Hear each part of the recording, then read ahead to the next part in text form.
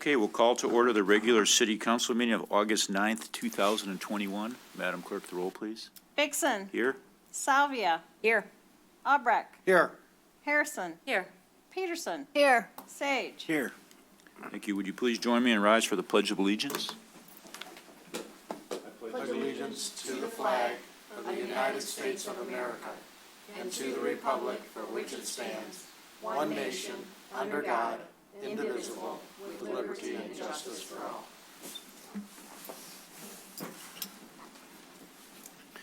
Thank you, everybody. Thank you for coming on a humid summer night. It is quite cool in here, though, I think. First, we are on to public comment, scheduled and non-scheduled. Do we have Senator McMorrow here? You do indeed. Welcome, Senator. Welcome back. Welcome back. Thank you. Thank you very much for having me. And first of all, I want to thank everybody on the council for allowing for this virtual participation. And I have learned in no uncertain terms as a new mom how many events are actually at 7 p.m., which is also bedtime. So also want to thank my husband, who is taking bedtime duty tonight so that I could be here. I also want to thank outgoing member Bavacqua because I've been out for his service and wish him best of luck in his new adventure in Pontiac.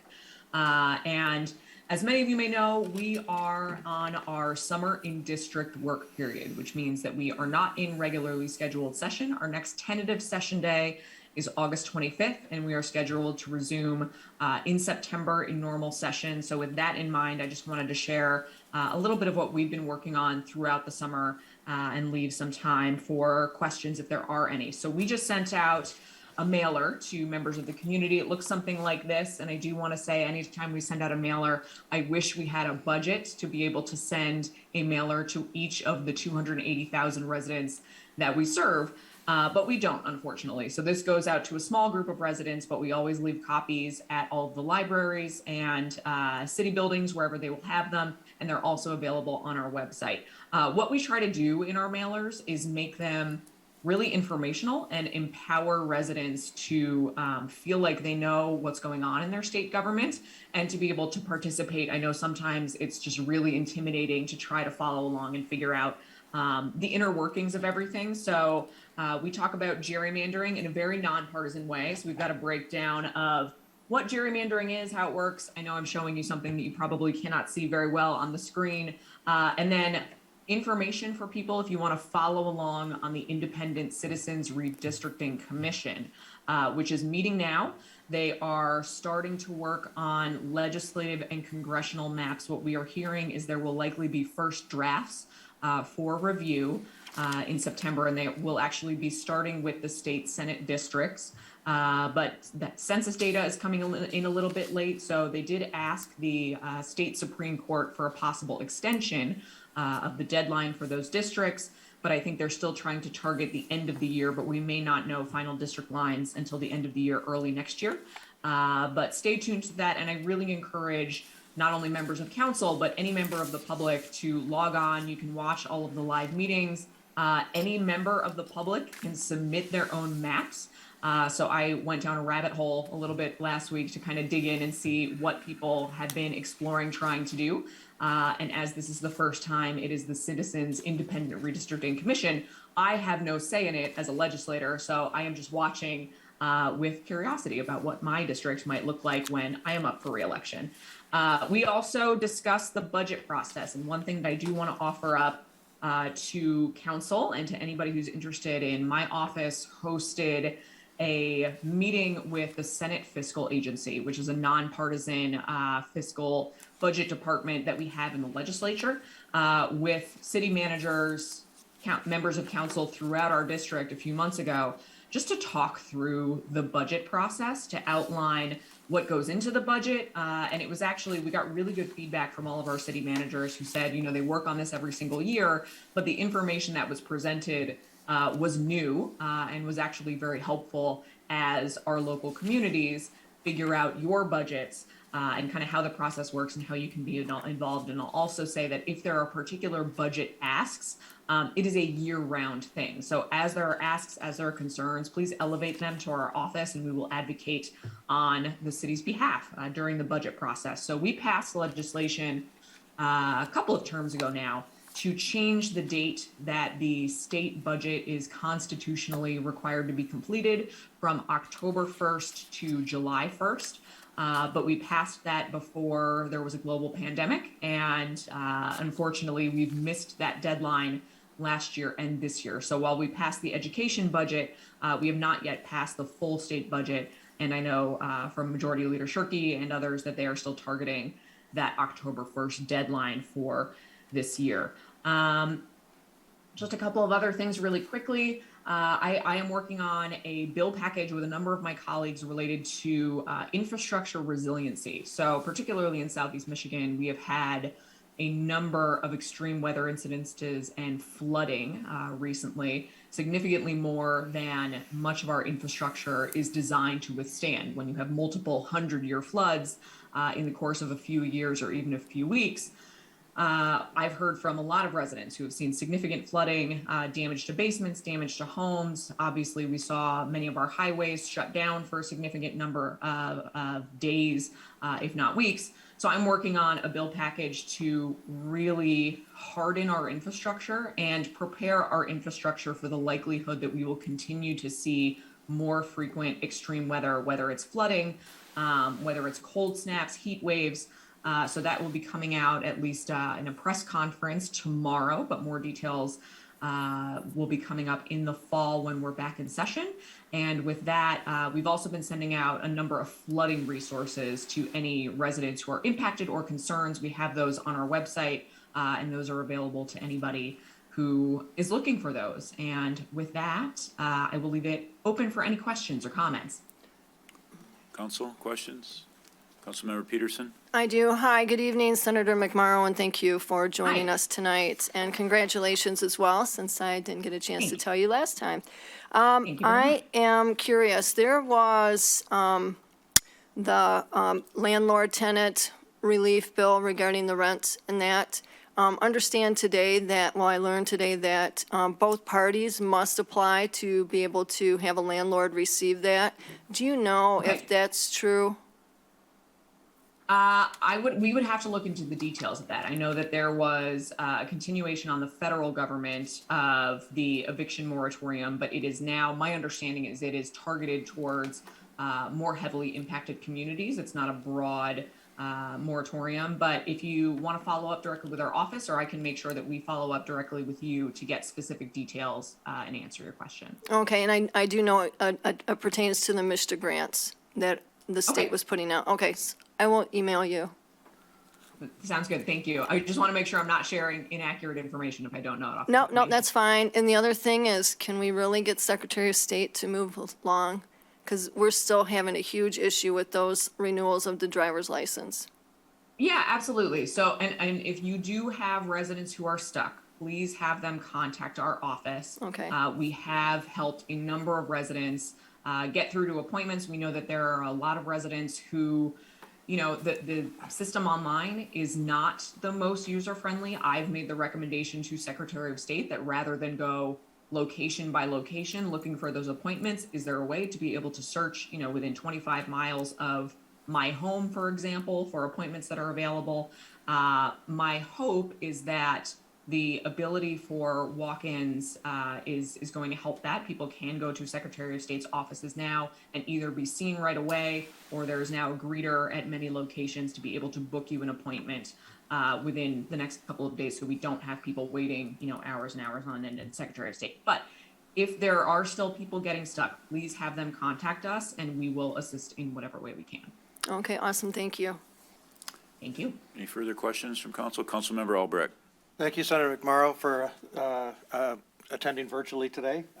And I did get your mailer, and I appreciated how you broke up that gerrymandering in a very simple way with the 4 different examples there. I think that was good. that was I'm very glad. It's good helpful for feedback. people to understand what's at play here now. So appreciated that. Thank you. Wonderful. Thank you. That's good to hear because we do it, traditionally mailers out of legislative offices tend to talk about, what bills the members has introduced and their own legislative priorities. I wanted to make sure it's just information that is relevant to what's happening right now in state government. So it's good feedback and I'm glad you found it useful. Very good. Anything further? Thank you, Senator. Thank you for coming. And we will Thank you very see much. you at the next one. Sounds good. Have a great evening. Thank you. Brian, are there any calls out there? Yes, Mr. Mayor, with the phone number ending in 202. Okay. You need to unmute yourself.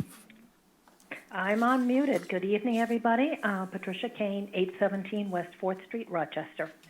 Just some questions that have been raised from the last council meeting regarding a precedence that the city had set 4 times in a row to replace a vacant seat on city council. And then finding out that our charter, all of a sudden the word shall is not a mandate, when just a couple years ago, shall was debated by some council members on cable, and quite frankly, it came as shall was a mandate. Now, I respect that our city attorney came back and said, well, the courts are kind of talking about it as being maybe, maybe not. But all the research I just did on it, historically, if your document historically says shall, it is a mandate. And I guess I'm a little confused, although I understand the direction. I'm not quite happy that it happened. 4 council members were placed with vacant council seats at the pleasure of the mayor and the city council. Those 4 members were the members that always came in with the next highest votes for a seat. And they were, in historical order, Dave Zemmons, Ann Peterson, Kathy Dolden, and Steve Sage. So the 5th opportunity comes here and we don't do it. Now it becomes almost a debate or an issue of the word shall. Yeah. Here's where I'm at. Pat? What's the cost going to be? Yes? I think that's inaccurate, what you just said. What was inaccurate? Tell me. That the next highest vote person always got the, Well, the coming in last. I mean, they didn't get their seat, but they were the next in line. yeah, that's not true. How is that not true? Tell me. Well, If I don't, because historically what I recall is that that's kind of what happened. yeah, it's like, for example, Steve Sage, when he got appointed, he had not run before. He was just literally appointed? Yes, he'd been on boards and commissions. Okay, I didn't think he was. Okay, I thought he did come in on a run. Okay, good. So then there's 3 that came in, correct? Actually not, just Dave Zemmons, I think. So Ann Peterson did not take a vacant seat, or Correct. Kathy? No, Correct. Kathy and, as I stated last meeting, Kathy and I both were applying for that same position that Steve Sage was filled with, Okay, but when did you get your council seats? 2015. Councilmember Peterson Okay. was elected, she was Well, not I appointed. have to tell you something. You need to clarify, and thank you for clarifying, because a lot of people are under a whole different impression Okay, from the conversation that took place. okay. So I will say thank you for clarifying, okay? Now we'll go on to the second thing, the word shall. Are we going to change our charter and our ordinances to reflect the word must? Because we just did a new ordinance and we used the word shall, and that happens to be our tree ordinance. Yep. And we invested in that for review, both by city administration, of course, and city attorney. And people brought this up, and I know I brought it up to a council member in a conversation. Somebody chops down all the trees right now. City comes and finds them and says, here's the ordinance. It says, shall not, shall. They get into court. Now, our city attorney just said shall could mean maybe, maybe not, and I chose maybe not. Maybe I can. And the council agrees with that language. What happens now to all of our ordinances, but most importantly to our charter? Do we have to change the language? And if so, I know there's going to be a cost involved.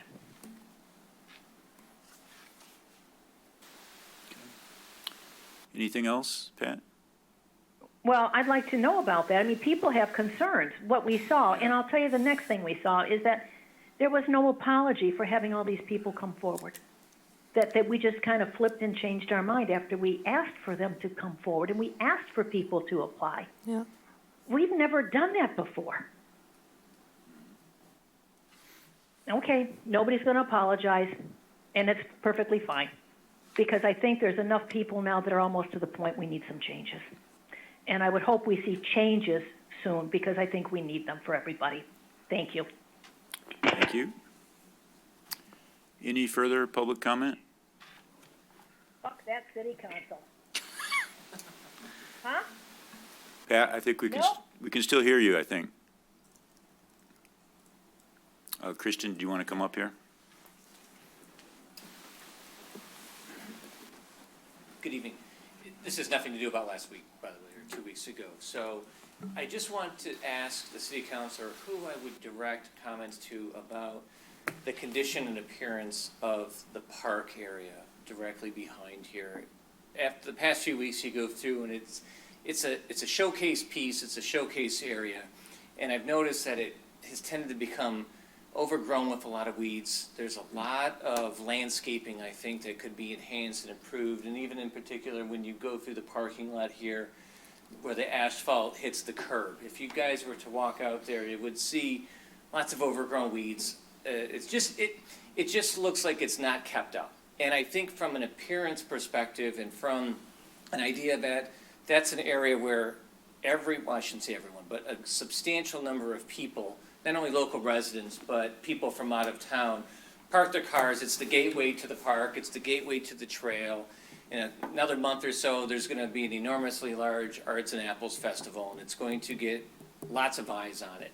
And I'd like to think that it just, for the past 2 years, it's been in a constant state of disarray. And that's no criticism towards DPW. I know they have a lot of work to do, but I think it's just a couple enhancements here or there. Some weed pulling, some tending of the grass, some landscaping, I think would go a very long way into making that area over there, which is a wonderful natural resource, into part of a bigger showcase. I mean, there was a fortune spent on the sundial. There's a new swing, the butterfly garden, which is wonderful. But it just seems like it's just not over the hump yet. So I'm just wondering, and this is not a slam on anyone at that department, but if there's something that we could focus on to really get that part of the park a little bit more beautified, I would be happy to volunteer. I'd be happy to contribute time. I just think that could really shine that area. And with all the traffic, with all the cars, it makes sense to me at least to do something to enhance visually the first thing you see when you get out of your car and walk into the park and head out on the trail. And that's all I have to say. So thank you very much. Thank you. Councilmember Albrecht? I just wanted to jump on that. I haven't walked around there to Right, see I that understand. lately, but August 23rd is going to be the ribbon cutting for the butterfly garden there, so that might be a nice time to clean it up in advance of that ribbon cutting on August 23rd, which is, that's been a nice addition there, but I think if your comments are valid, yeah, we should jump on that. Councilmember Harrison? Thank you. I would also like to add that if you have ideas or specific concerns to bring up, the City Beautiful Commission does a lot of work in that park. We were involved in the sundial and the butterfly gardens, and we now have a vacancy on the commission. So if you want to get involved and help get this park in a condition that you approve of, please consider joining. I will certainly consider joining groups in the future, but I will certainly give it some thought. I'll talk to Laura Murphy about that as well, though. Who's a good friend of mine. So thank you. I appreciate the time. I think that's why Laura got involved. Yeah, I know. I talk to her about it all the time. So thank It you is. very much. So really, I really appreciate it. Councilmember Thanks. Sage? Thank you, Mr. Mayor. So, to follow up on that, I guess, Blaine, are we aware of this? I was going to say, Nick's actually working on a plan. I don't know if Nick wants to jump in and talk about that particular area. I believe he wants to actually remove those particular parking spots and actually have an entrance into the park. It would remove or readjust the parking so that the path would come from I guess, the north, and the eastern side would now be the green space actually coming in. So I know Nick's been working on a design. Nick, I don't know if you want to talk about that? Yeah. Mr. Mayor, may I? Nick? Yep. Go Thank ahead. you. So I know exactly what Christian's talking about. Actually, last week, I met with Carl and Colin about the weed line on the curb. I know exactly what he's talking about. And it seems like when the guys get there, when they're watering the duck stuff they have to clean up, there's already cars parked there, and they can't seem to get a weed whacker in there. They need to almost come in at night or on a weekend before everybody gets here to do that. So we're aware of that. There's a couple of dead that just died, burning bushes on the south parking lot. So I would say, yes, we're aware of that. They are understaffed, not an excuse. It will be cleaned up, and they can use weed killer, but they need to be removed first. So thank you for bringing it up. I'll remind them that we had talked about that last week, and we will get it taken care of. Thanks for bringing that up. No, it doesn't have to be Augusta National, but we could tighten it up. So thanks, everyone. Have a good evening, okay? Understand. Thank you. I'll see you guys. Okay, on to the approval of the minutes. Is a consideration of the minutes of the regular meeting of July 26, 2021. So moved with changes. Motion by Councilmember Peterson with changes. Support? Support by Councilmember Albrecht. Are the changes set? Nope, I would like Okay. to discuss that now. So upon reading this and upon receiving a lot of communications as well from the public, 4B,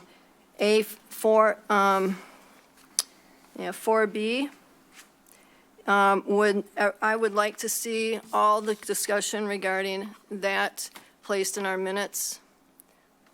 So I'd like to make a motion to do so. That's on top of the motion that we have to approve all the minutes. Correct. Further discussion? Councilmember Harrison. Would we get to see what changes are made before they get approved, or do we need to just vote yes on that now?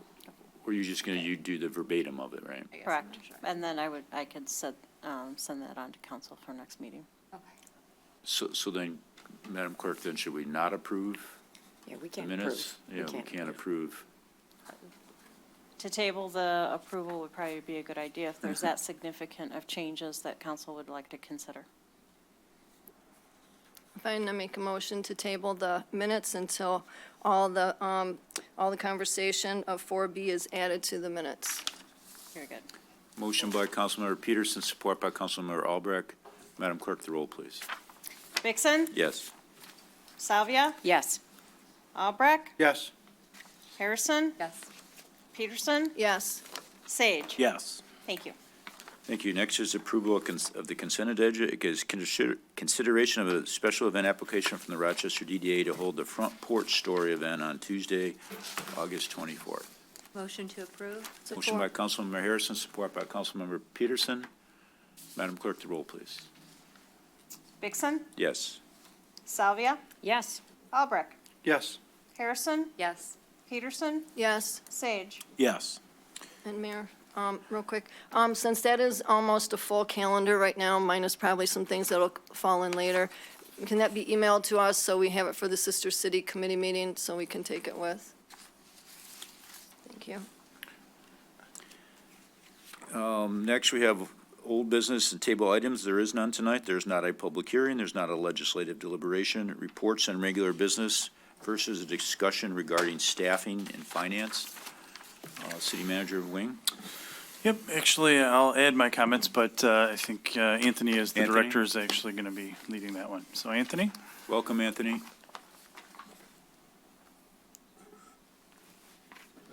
Hello, council. Can you hear me all right? Yeah, so far. Hopefully everything is good there. Okay, good. No more weird sounds like last time. I apologize for not being on camera. I am currently traveling with plans that were booked much more ahead of time of the restaffing, but we are ready at all times nonetheless.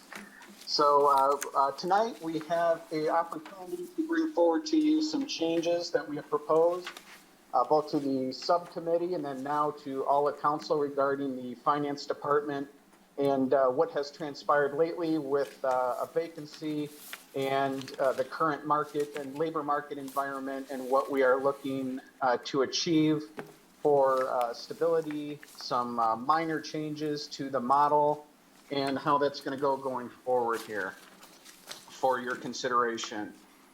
Let me check, see if, Marcy, are you on? Can you pull up the model, please? Sure. Brian, can I have access, please? Yep, you should be co-host now. Okay, thank you.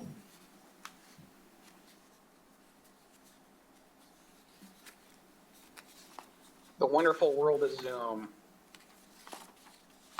Can everyone see the scorecard? Yep. Yep. Okay. Do you want to start with the scorecard, Anthony, or the Excel sheet?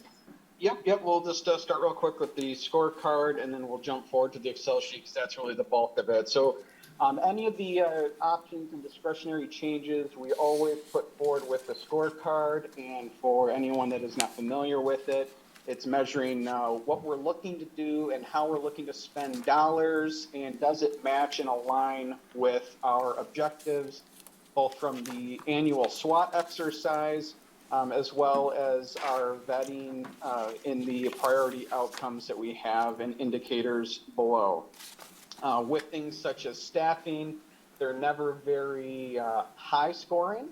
So we don't expect to see something like, versus like, I don't know, a dog park or something that's, a new park, something in the public that everybody can see and visit every day that would score much higher, but it is still in the priority list nonetheless. And jump forward from there. And in this request, the 55,000 and increase, just generic 3% inflation increase each year, we are looking at reorganizing the finance department. So if you remember from council from a few years ago, a little over 2 years ago, we came through and went through the finance department with all of the processes that we do, where we were lacking some in-depth coverage, whether it was we only had one single person doing it, lack of anyone doing it, and our proposed solutions on how we kind of wanted to reorganize the department. So this should look pretty familiar because we use this right from the budget. This is the process that's approved in the budget that council sees each year. And the changes that are being proposed are in the blue, and the red is the basically what's causing us to have this discussion. Anytime there's a change, it's always good. We always try our best to look at what we're doing objectively. Is it the best service model? Is it the best specifically for the front office service delivery? That's all mostly of what we do. And does it fit? And what's the environment like right now? There's a very interesting dynamic in the labor market right now that has mainly born due to COVID. There's a, when we had this first revision before you in prior years, it was kind of the gig economy. Everybody was happy doing what they're doing. There was multiple part-time jobs. They were looking. We had a few that were specifically only wanting part-time just to fill in some gaps and maybe some extra spending money and that sort of thing. COVID comes, and now one of the largest, and I know Blaine can share some of what he's seen with the other city managers across the state, but one of the biggest things looking for is benefits now. So it's kind of flipped, where we wanted no, we just want some more income, we'll take some more extra hours, get some, some more wages to spend, we want stability, we want security, and we want healthcare. We want benefits, and that's very important. So we had kind of this paradigm shift again in the labor market. This position that we're requesting, this was one of the ones that we turned part-time back in the last revision, and this is the one that we've identified that we want to turn back into full-time. When we look at all the positions that we have in my team here, this is one of the most critical for cash flow. That this is water and sewer billing.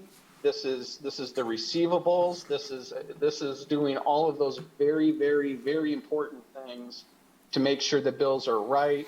Getting if there's ever anything inaccurate, getting things scheduled to be double checked, getting to make sure that we are covered in our water and sewer fund, and making sure that the bills are accurate, timely, and concerns of the businesses and residents are heard and taken care of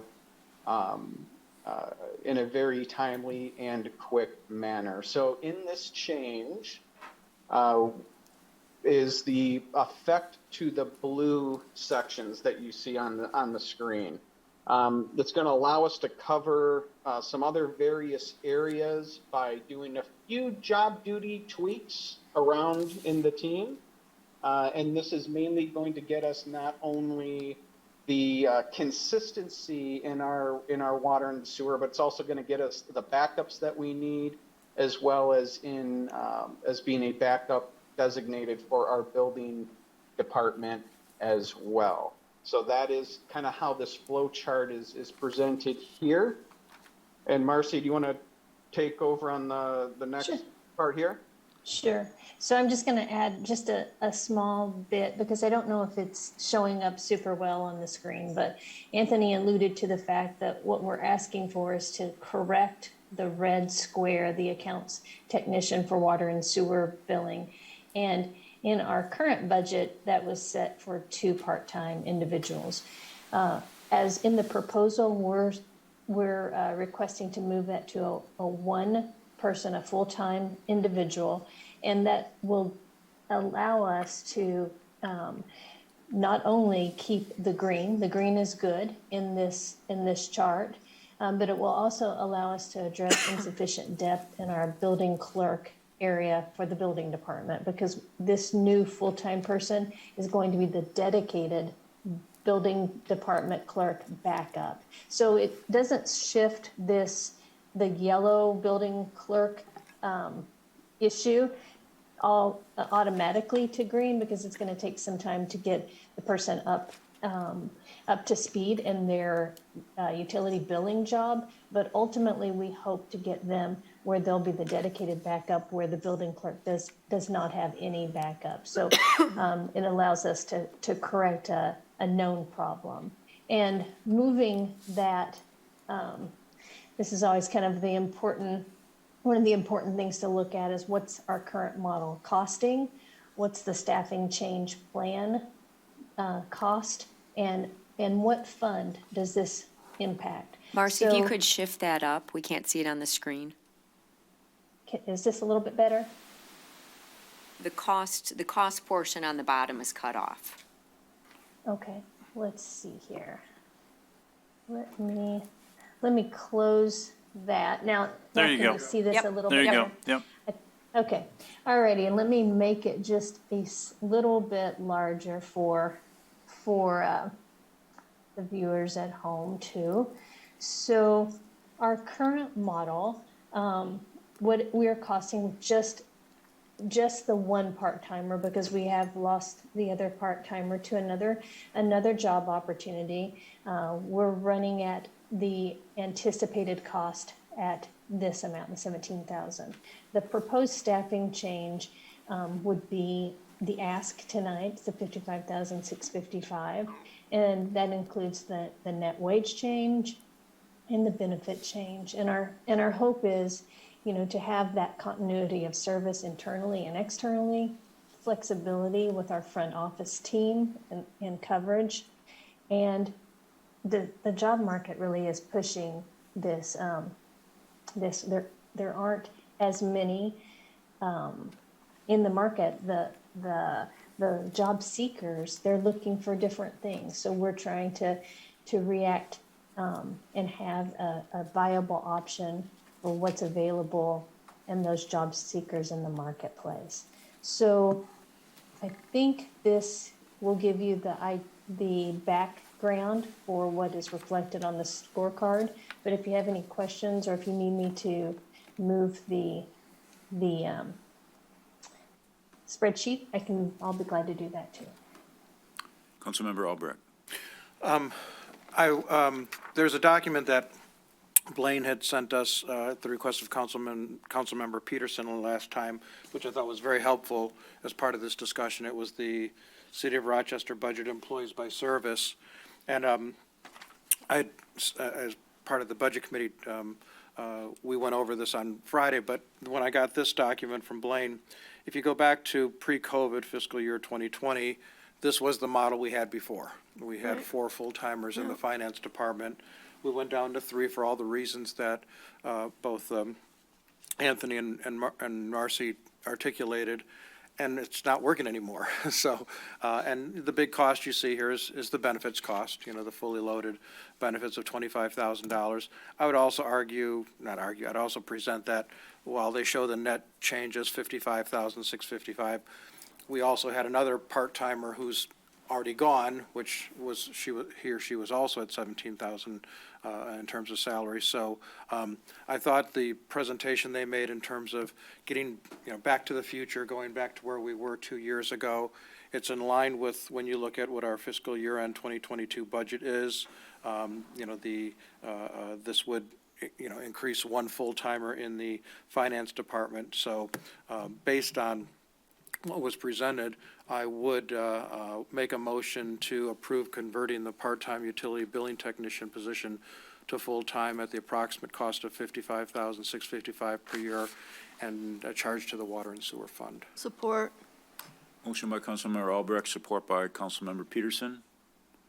Discussion, Councilmember Sage. Thank you, Mr. Mayor. So, City Manager Wing, with this proposal and I'm sure it's the next discussion item, taking the 2 vacancies from Public Works, reducing it down to 1, obviously that being the director, will this offset then? What's the budget impact? Is it offset?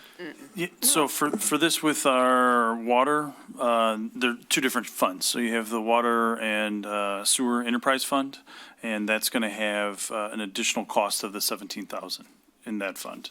Over on the general fund side, when we get to the Public Works one, right now we're estimating, without having a director and assistant director, over $100,000 that actually has not been spent out. So clearly, when we get to that one, the $3,300 difference is clearly covered by the over $100,000 in savings. Further discussion? Councilmember Peterson? Yes. Can you clarify that again? Because we're still going to spend $100,000 on a DPW director. So I've actually been acting as the director, and the city has not paid me any additional, nor have I asked. So the city will save that money in addition to the duties and responsibilities that I've been doing as the assistant director as well. So finance has cost out up to the point where we will eventually have a director that's over $100,000 that we'll have in savings. So that will be real dollars that council will have during this budget that we'll have as savings. Okay, well, all right, my next one, though, is seriously, we have to really look at the SWOT analysis again, because when I look at this here, to get a score of 5 on the SWOT score, you're taking a point from which is considered a weakness. If we're looking at these things that we're scoring items for, and they can't be under those titles anymore of strengths, weaknesses, and all of that, that needs to be an item that just you're getting a score for, so that's added up and it meets a need for the community. But if we keep doing this, none of these are making sense, because that's not helping us if that's a weakness on the conservation of water, et cetera. These don't align with what we're using them for. So I would like council to consider those in the future. Mayor Pro Tem Salvia. Thank you. So this past week, this was my first meeting as part of the Budget Committee, and so we did talk about kind of the calendar going forward, and I know that one of the things that we do have on the calendar, it is a monthly meeting, but we do plan to talk about the scorecard and the scorecarding process. And it was discussed, and I believe Anthony said it tonight, is that for positions and headcount type issues, the scorecard just doesn't really make sense, so it does need to be addressed. Well, I know, but actually, some of these have not made sense for what we voted on when it says that it has a low, it's a low priority, but we still spend a lot of money because it doesn't meet those needs, because we're checking the boxes and giving points on things that aren't lining up on that. So I appreciate that it's going to be looked at again. So, thank you. Further discussion? Madam Clerk, the roll, please. Vixen, Yes. Salvia, Yes. Albrecht, Yes. Harrison, Yes. Peterson, Yes. Sage. Yes. Thank you. Next is, moving right to the next one, is discussion regarding staffing in public works. Mr. City Manager. Thank you. Marcy, do you have the worksheet for this one as well? Sure, I'll pull it up. The worksheet that doesn't work for this. Just go to the second one.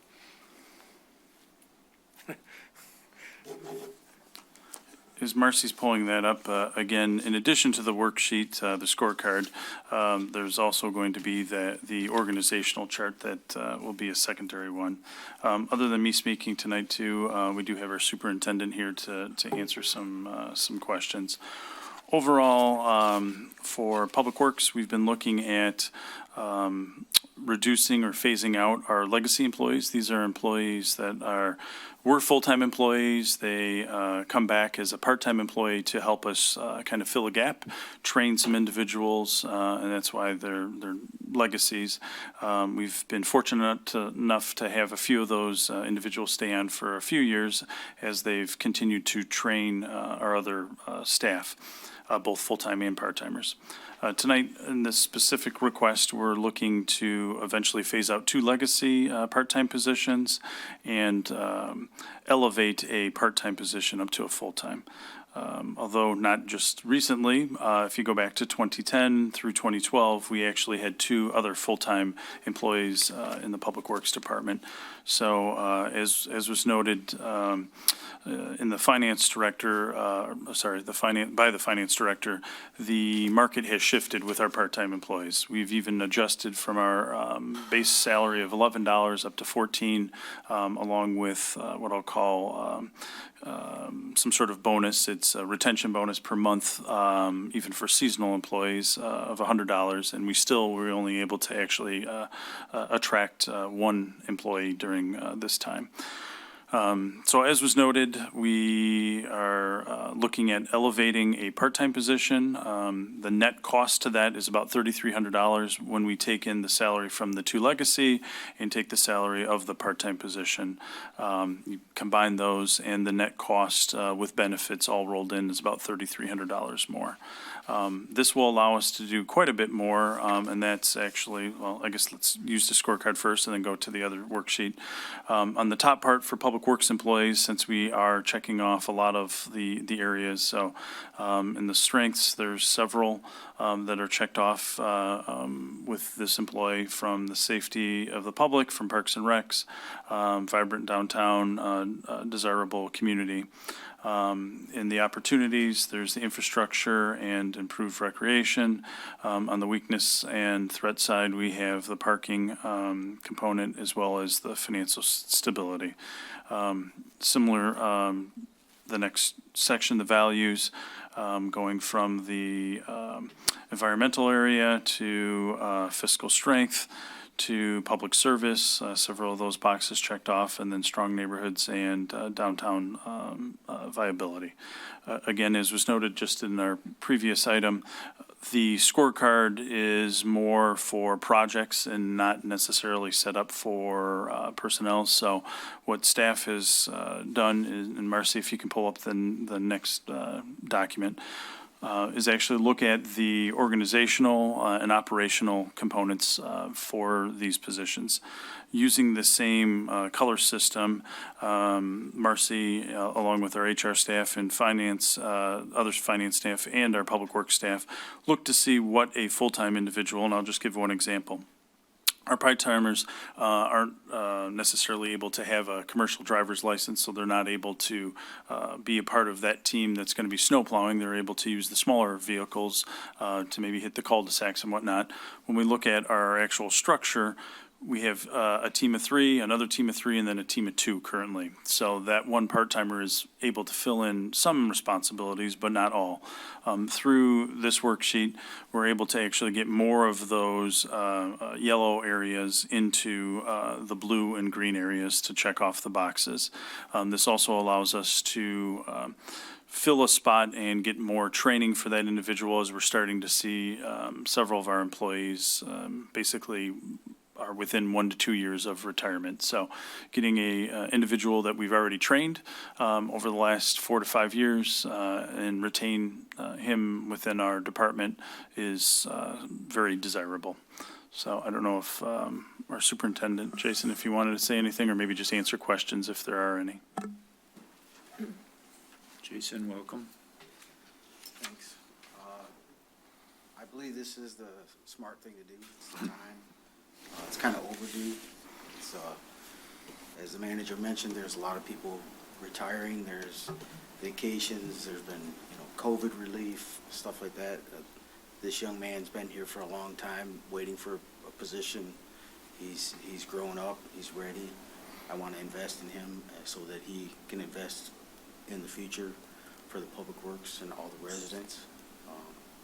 So if you guys have any questions or concerns. Councilmember Harrison? Thank you, Mayor. This issue was also discussed on the budgeting committee, and one of the, I guess, concerns that we originally had was the morale among the staff, and we were reassured in that committee that everyone's ready for this, everyone on your team wants that, and that assumption's correct. Knowing that and knowing how difficult it is to recruit talent right now, I mean, we've seen that in the DPW on a repeated basis. I'm in support of this change in staffing model, and I'd like to make a motion to authorize the city manager to upgrade one current part-time position to a full-time position. Support. Motion by Councilmember Harrison, support by Mayor Pro Tem Salvia. Discussion, Councilmember Peterson. Yes, thank you, Mayor. So, question is, though, because it was mentioned earlier that they're still short-staffed, so how many more people are we going to bring on to help make that up until we get things really moving along? Sure. So we've actually posted for the seasonal positions again. So we're looking to continue to attract. In addition, once we've now elevated this, we're going to get additional hours from this employee. Again, as a part-time employee, could only work so many hours. We'll now get those additional hours, so we'll have at least one more day that this individual will be working. We still have those legacy employees through what we're recommending is through the end of this year, and then we'll have a look at, once we do have the new director, to see if the assistant director position should stay as an assistant director position or an additional worker position. So that will be evaluated going forward. All right, so Mayor, if I may, the next question then is, the legacy employees that have been here and working hard to educate and train people, are they okay with this change as well? They are. They're been phasing out and reducing their hours over the last several years. Okay, so what is the plan for hiring the new, what is the pay for the seasonal employees now? The seasonal employees are at the $14 per hour. We do have for the heavy responsibilities of the leaf, due to it's a little bit heavier work, we do have an additional hour for that particular task. So they would come in at 14, and then with that particular task, they would be actually elevated up to $15 per hour. Okay, so question, to go along with the economy and the way things are and the way the minimum wage and things are, do you think that we're just a little tad low from actually getting people, at that, instead of hiring at 15? And then, whatever we have to bump them up, because that's what we were actually paying the volunteer people for the firefighters as well. So I think that with the change in times, not that I want to spend more money to do that, but we have to have stability here, and we're not going to get it unless you end up paying a little bit more. And I think that type of job deserves more than just the 14 an hour. If it was behind the desk doing something is totally different, but to do the hard labor and things that they do, and to keep them and want them to come back or maybe join as somebody long-term, I think that the pay is huge here for them because they don't get anything else. That's correct. There's minimal benefits for the seasonal employees. Actually, the next item on our agenda is actually having this position, both the seasonal, part-time, and full-time non-union positions actually evaluated. So we'll actually have a full survey to see what both the public sector and private sector would be telling us what the market price is. Councilmember Albrecht? I agree with Councilmember Peterson, and I know that we're going to have the survey, and surveys take time, and they're going to come back and tell us what I think we already know. And I would ask, and I don't know if we have to do anything here in council to have a sense of urgency to increase that seasonal rate. I mean, just driving here, I'm driving again, yay. Passing all these buildings that have, everybody has now hiring. Everybody does. And everybody, whether it's a Burger King or a Taco Bell, it's $14 or $15 an hour. I would fully support that we be more aggressive with the hiring rates on the seasonal employees, even before this wage survey is done. And I just wanted to, Councilmember Harrison mentioned that we had a discussion, and thank you, Jason, for your participation on Friday's meeting. But we asked the question, the same question, Councilmember Peterson, about the legacy employees. We were concerned about them. They are legacy employees. They've been here for a while, and they're going to phase out by the end of the year. So this is not like they're leaving tomorrow. And secondly, which was, we talk about succession planning. Here's I don't know the person, but a young man who's worked here, who might have opportunities to go other cities, and with our action tonight, that hopefully we all vote in favor of this, we can move very quickly to make him a full-time employee. And Jason had a very impassioned comments about how this is good for we asked the question, what would it be like in the lunchroom when we do this? If we approve this, what are people in the lunchroom going to be saying? Oh, did council make a good decision or a bad decision? And unequivocally, and you could comment on that, Jason, said, no, this is something that's long overdue. So I fully support the motion by Councilmember Harrison and supported by Mayor Pro Tem Salvia. Further discussion? Madam Clerk, the roll, please. Vixen, Yes. Salvia, Yes. Albrecht, Yes. Harrison, Yes. Peterson, Yes? Sage. Yes. Councilmember Albrecht? We might be asking the same thing. Yeah. Do we have to do anything in terms of Councilmember Peterson's, I don't know if we need a motion on that to look at the seasonal wages now instead of waiting for the survey? No, I'm happy to, staff can do that, and as long as it's within budget. So depending on the number of individuals we have, elevating the price from 14 to 15, unless there's, if it's outside of my authority, which is the 15,000, then I would be able to do that. Okay. Will you get back to us then on that? Yep, happy Okay. to. Thank you. Okay, next is discussion of the award of the compensation and benefits study for non-union employees. Mr. City Manager. Thank you, Mayor. As was brought up earlier, in, I guess, last year, and then I said I would be bringing it forward in the future. So now is the future. We did receive, we went out for 4 known vendors in our area that have performed both a compensation and benefit study, not just specifically a wage study. We received 3 responses back, and of those, one, which was the one who did our last one, actually said that they were so busy doing this for other municipalities that they were backed up to the end. So with the 2 that we received, one is GovHR.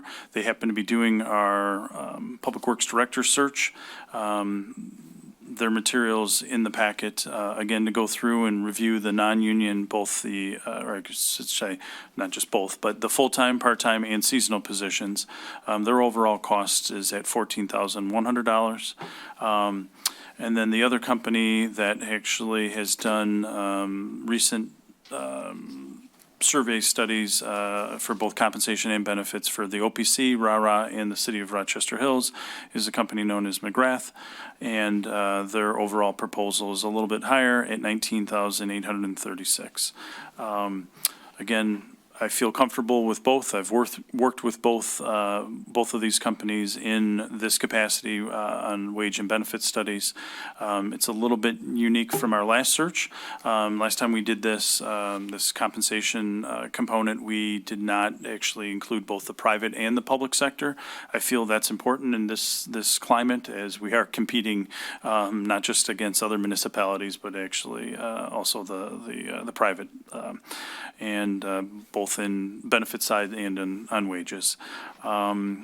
Additionally, in the past, we've only done the survey for our full-time employees. So this time I've asked for, and both of these proposals have the part-time and seasonal positions as well. So I'm fine with either firm. And tonight, asking for council to authorize either one. Both are within budget. Again, the budgeted amount is $30,000. And the hope was when we designed the $30,000 with the request that depending on the survey results, there's in the past been adjustments, and so there would be some dollars left for that those adjustments to take place. If council was asking me, I would go with, I feel both could do it, so I would go with the lower price so that we have as much money in the account. However, again, both can do it, and McGrath has done, a good job for two of our joint entities as well as our neighboring community. Councilmember Albrecht. The questions for City Manager Wing. I know McGrath, I've seen some of their work now that I'm working with RAH, and I've been talking to the new HR director at Rochester Hills, so I'm pretty comfortable with them. And I know with, what's the other one? I was going to say GoPro, Yeah. GovHR, they're handling our DPW search. So, I've looked at the backgrounds of both people, and yes, I'd like to go. I would always say, should we go with the less expensive one?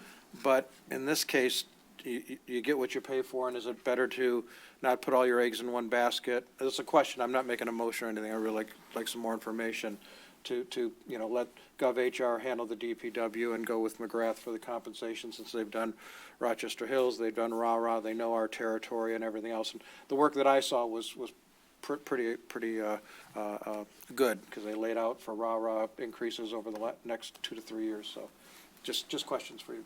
Yeah, again, both firms, and they laid out in their proposals really their methodology. And again, I've worked with both in other municipalities on this particular task. So I'm comfortable with either one.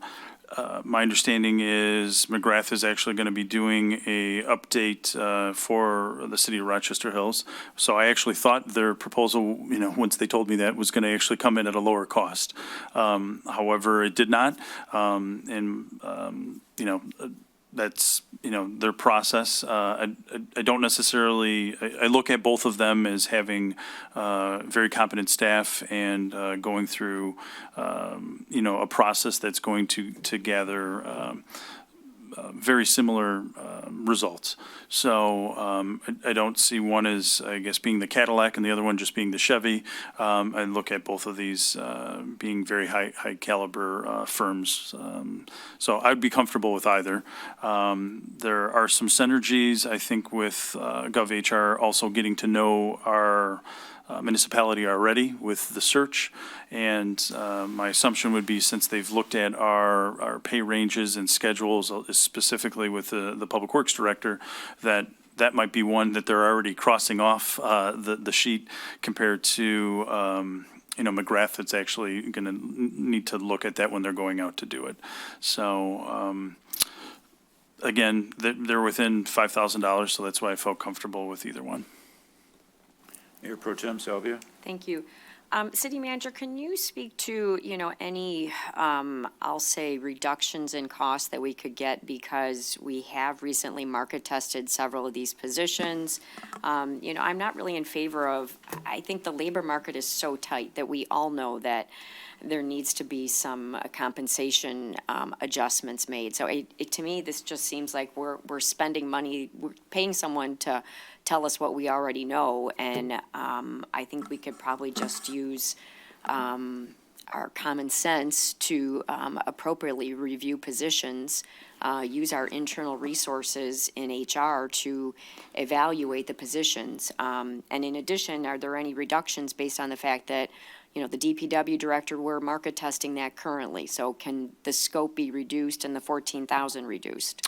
Yep, so I did ask both companies to actually comment in regards to our continually updated pay schedule, as well as updated job descriptions, as well as if there could be any discount as we are having our Public Works Director search. Based on their both methodology, one did respond, the other one I have not received a response yet. So GovHR did respond. They said based on the surveys and their approach from the different databases and going out for both the benefits and the wage component, that there would not be a reduction.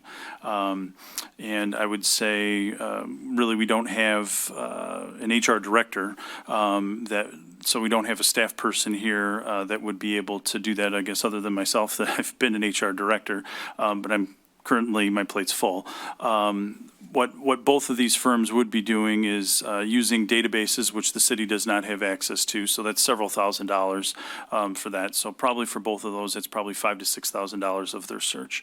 Going out on the benefits side, they're actually surveying and gathering information from some of the businesses here in our area, and specifically in Rochester. So they're going to be comparing that to ours. So again, that's probably another couple $1,000s. So, and then the adjustments, what they're going to be looking at is getting into not just job titles, but actually into the job description. So that level of detail, you know, in my opinion, is worth clearly that 14,000. In my mind, if we were, 25,000 and below, that's for the amount of time that either firm is going to put in is appropriate. Councilmember Peterson?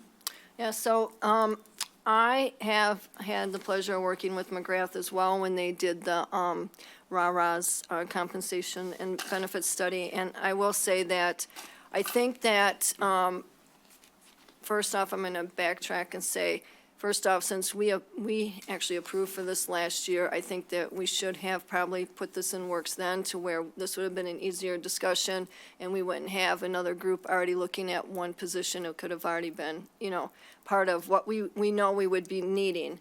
But with that, I think McGrath has done an incredible good job with what they do. I like the fact that they are based in another state, looking at us and knowing that they have done all of our entities around here, that they worked very closely with Rochester Hills and has been theirs for a long time. Their report is extremely in-depth. They do the job description. They do all of that. They put everything together.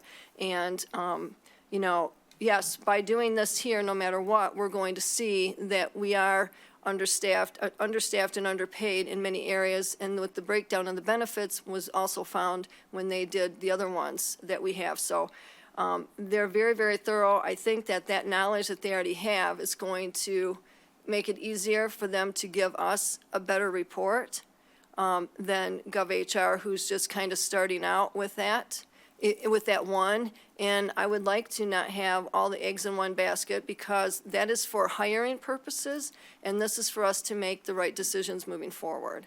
So that's how I feel about this here, and I do know it costs a little bit more, but the work and what they do and provide for us is money very well spent. So. Again, I'm comfortable with either. Yeah. Councilmember Albrecht, you had another comment? Yeah, I just, I wanted to comment on both Mayor Pro Tem Salvia and Councilmember Peterson's comments.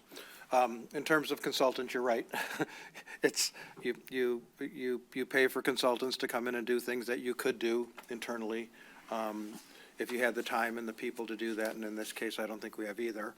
In terms of Councilmember Peterson, as I've been sitting here listening to City Manager Wing, the one concern I had, and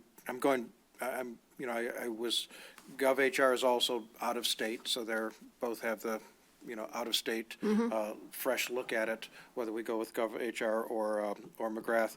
The only, I'm laying down, okay, we got cost, we know that McGrath is $5,700 higher than GovHR. We know they both have done this.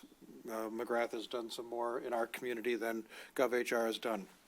The third thing that I looked at that's sort of concerning to me is GovHR will get this done in 9 weeks or 3 months, and McGrath is taking 5 months. So to me, that sort of swung me back to GovHR going, 5 months to get this done? That's, when I've done this in the private sector, it doesn't take 5 months.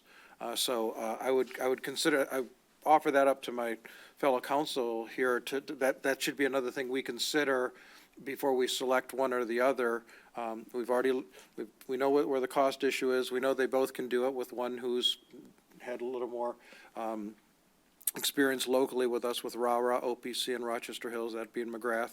But the timeline thing is scaring me. I don't want to be dealing with this 5 months from now, because 5 months from now, this whole world's going to change one more time, and some of this might be outdated. So I'm leaning more towards GovHR now based on the timeline.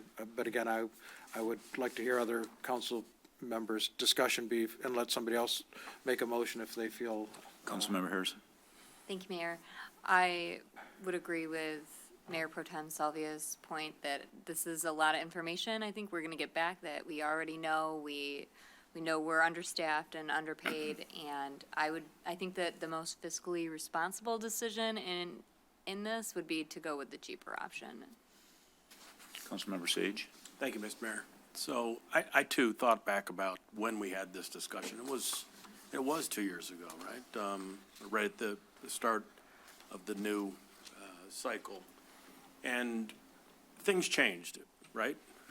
2020 changed everything in our perspective of why do we really need this. So while I would support both of these firms, and I think their proposals were excellent.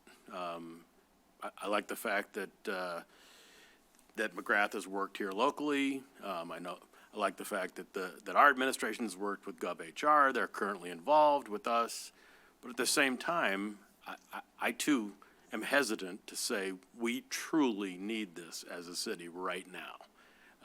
So I would be inclined not to support any option at this time myself. I guess I'll make a comment.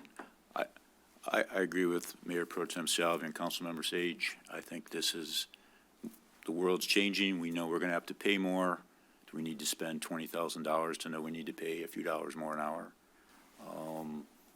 You can always make the argument that we don't have staff time, and every time you do a study, you do learn things. So I'm not completely discounting that, but I don't think we need to do this right now as well. Councilmember Harrison. And if we're already looking at our budget to see if we can raise the minimum wage to $15 for seasonal employees, we're already doing that work right now. And we're going to see if we get this back and they say, well, it should really be $20 an hour, and we don't have that in our budget, then the results are mute. We can't do anything. So if we're already investigating 15, why don't we start there? Councilmember Peterson. All right, so I'm going to disagree because we have worked in the city and seen the short staff not being able to fill many positions in the city here. And a lot of it has to do with, as everyone has already told us, that we're not paying enough, okay? So if you can get something somewhere else, we're going to continue to lose people unless we get on board with what we should be paying employees today. It's not an easy thing, but we have to start showing that we respect the employees who come here enough to retain them as well. And you're not going to retain anyone if you're not paying them. And unfortunately for us, we're going to lose people who have been very loyal to our community for a long time and been hard, fast, good employees. And I think that's where, what are we going to do? Wait, and if we don't do something now, we have no a baseline for moving forward to know where we're at. And we have thrown away a lot of money frivolously on other things that are not as important as this is. And I think for us to have the stability in this community and retain good people, we need to know where we should be paying them. And then we have to make those decisions. Asking to pay a dollar more an hour for a seasonal employee is totally different than maintaining the employees that you have on staff here full-time. Or to get those if something happens and we need to replace anybody. So, there's so much drama when it comes to this here, because on one hand, we talk about being short-staffed, we don't have it, and, we have a city manager who shouldn't be doing all their jobs, but we're not making the right steps to be able to move forward to have those positions filled. And that all has to do with money. And as far as GovHR doing this one-for-one, how much are we spending for that one position that we're looking for? That search is, I believe it depends on a few factors, how many, but it's about $24,000. Okay, so we voted to spend $24,000 to hire one person, and we're not going to spend 19 to make sure we have staff appropriately paid moving forward and to hire in the future. I think that it's a huge mistake moving forward. I would like to make a motion that we approve McGrath to be the HR company to do our compensation and work study. We have a motion by Councilmember Peterson to approve the McGrath Company. Is there support?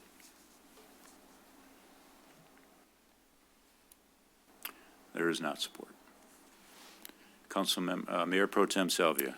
Thank you. So I believe the city manager's budget authorization is 15,000. That's correct. So city manager, if you feel as though staffing-wise it would help you run the city better, the 14,100 is well within your budget limits. It is. So we don't need a motion? But we don't need a motion. Okay. No, I disagree. Sorry, Mayor. I disagree. We put this on the agenda for that to be that, not to continually give the city manager that role of making those decisions just because it's under 15,000. We should, as a council, be making that decision because we're the ones who care about the rest of the city. Otherwise, we're sitting here and say, oh, go do whatever you want to do because it's under 15,000. So I'm going to make a motion that we hire GovHR to do that we hire them to do the compensation and benefits study for the non-union employees that include the part-time and seasonal as well. Okay, motion by Councilmember Peterson to hire HR. Thank you. Support. Support by Councilmember Albrecht. Discussion? Madam Clerk, the roll, please. Vixen. No? Salvia. Yes. Albrecht. Yes. Harrison. No. Peterson. Yes. Sage. No. 3-3, Your Honor. 3-3, the Yes. motion does not pass. So I have a question, Mayor. Question? Question is, so since we voted to not do that, does that still allow the city manager to go ahead and spend that $15,000? Because we voted to not do it. Legally, yes. You guys have budgeted the $30,000, and it's within the $15,000 limit. Would you be more comfortable if we made a motion? Always, I prefer council to, to do that. If there's other things you'd like me to look into. To me, maybe I should have noted that the last study was done beyond what I would feel is able really for me to continue to maintain and make adjustments. I think as Councilmember Peterson has noted that really it's getting, especially as the world has changed, it's getting harder and harder. The last study that was known as the Notley Report was back in 2014. And so that's really data from 13 and coming into 14. So we're past really what I feel is beyond my ability without doing some, one of the firms I think listed it's 90 hours worth of work. Right. And I would assume that also with the McGrath, it would be somewhere between 90 and 100 hours as well. So that's 3 to 5 months worth of work. And yes, I definitely would be more comfortable if council would choose one of these two. Again, I feel both firms are very capable of doing this work. I guess my question was, do you feel comfortable, like the Mayor Pro Tem said, giving the rate? Is that what you said? Mayor Pro Tem Salvia, about Well, I made the point that you can give raises if, or to maintain a person. Is that what you're saying? well, and I said he's authorized up to 15,000 and GovHR is 14,100. So he could just hire them, but we just voted no not to hire him. I see what you're saying. Shouldn't have voted. Councilmember Sage? Thank you, Mr. Mayor. So, one of the standing rules is Blaine's delegation of authority is 15,000. We give him that ability. So if in the course of his work to manage this city, if he feels this is the best decision, he's going to make that. I don't have a problem with that. That's what we pay him to do. Councilmember Harrison? I just see if we do this study and we expect the results to come back that we need to pay our employees more, I would like to know what the plan is to pay them more. We're already, we're in stable financial health right now within our city, but I know that we have major decisions coming up that I think need to be discussed and considered before we, I don't want to spend money we don't have. So I was just, maybe a suggestion is to send this back to the Budget Committee? Is that, to take another look at it and kind of answer some of those questions? Well- Councilmember Albright, or Mayor, City Manager Blaine Wayne. Yeah, if I could, I guess, tonight, if we could make a decision, otherwise I feel I should. For me, I feel the task at hand, if I can get it done so that I can bring it as part of the next budget process of any of the changes. In addition to just saying, the police chief is underpaid, it would actually tell us the exact amount and the range specific to each position. So it's not to one individual. We have 18 different positions that are going to be evaluated just on the full-time basis, in addition to the part-time positions and seasonal, which our organization has never done. So to me, so that I could bring back to actually say how much, maybe it's 2,000, 3,000, maybe some of them are just a couple $100. Maybe some of them are actually overpaid. That's what this study would be doing for each specific position, from the seasonal, the part-time, and the full-time positions. And it's not just a blanket, it's going to be a 3% increase across the board because these positions are so unique and so different. Councilmember Albright?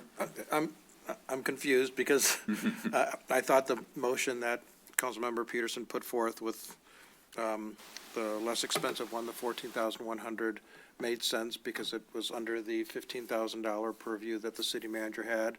To Councilmember Harrison's point, yes, you're going to find information that we need to know. We haven't had that information in 7 years, updated information. And in the private sector, that's way too long, and I'm sure it's way too long in the government sector. When they make the recommendations, they don't say suddenly somebody's at 50, you need to take them to 75. There's a step process to get them there, so you're not just spending money like a drunken sailor. There's a whole process to this. That's what Councilmember Peterson and I have seen with RAH, where it's taken us 5 years to get us to where we have to pay our people appropriately. So I don't know if I can make a motion authorizing the city manager to spend up to $15,000 for this, and we can re-vote on this. But I think I would like this council to send a powerful message to the city manager to give them the authority to spend the $14,100 for GovHR. Being in the HR industry for 40 years, knowing that this hasn't been done since 2014, hearing today on the news that inflation might be over 3% next year, we have to do this. Bad news becomes worse news when you don't know it. And next year, when we get to this and find out that people are more underpaid or people are going to not only other government jobs, but to private sector jobs. We're losing people to private sector jobs. This is something we have to do. So I would defer to the city clerk or city attorney what we can do to provide a motion or something to allow City Manager Wing the authority to spend his $15,000 as he sees fit with GovHR. Well, I think he has that already, doesn't he? City attorney. Mr. City Attorney? So what that would do is put Blaine in a really bad situation.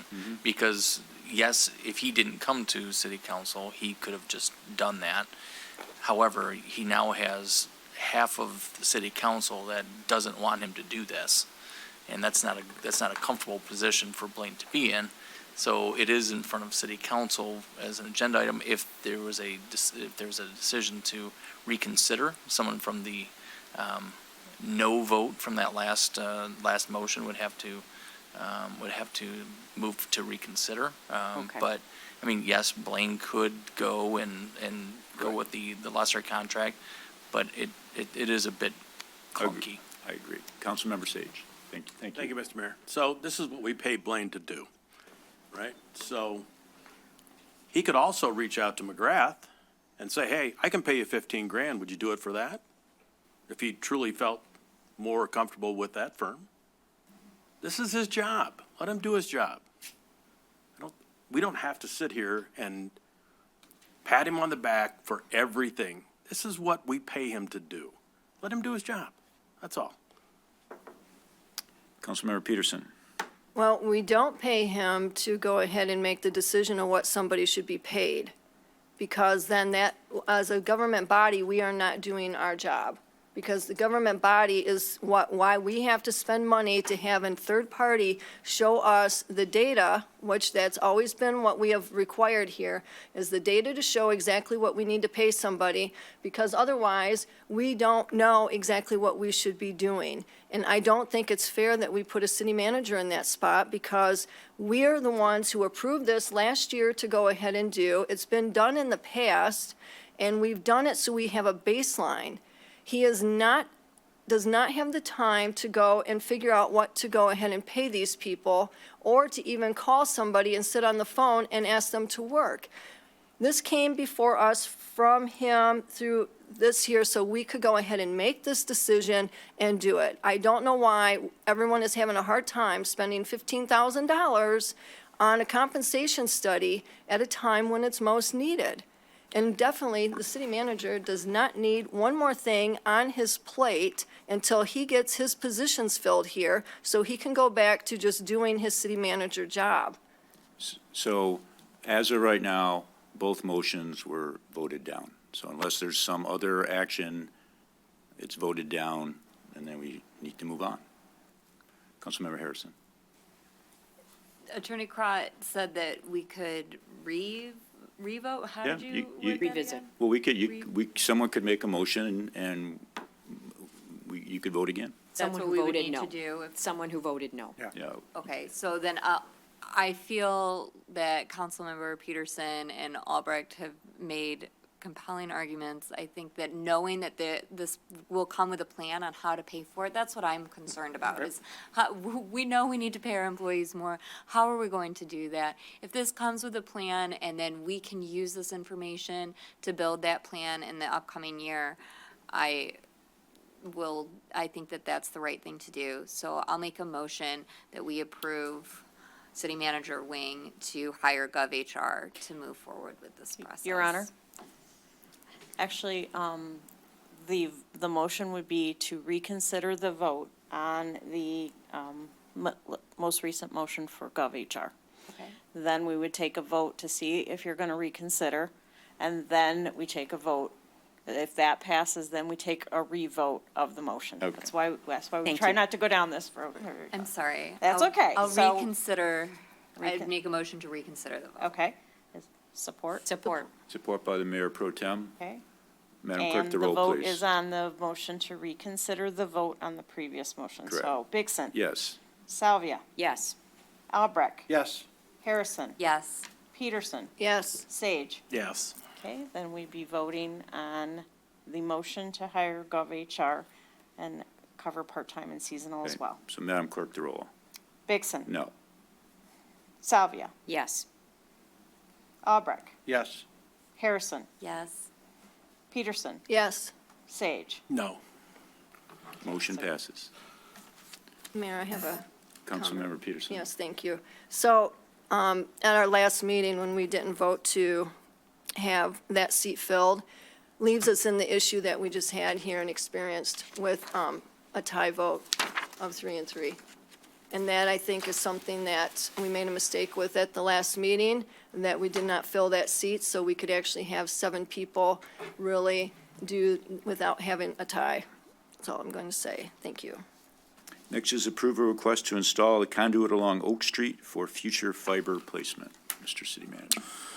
Thank you, Mayor. I also have one of our engineers, Asil Putros, here as well.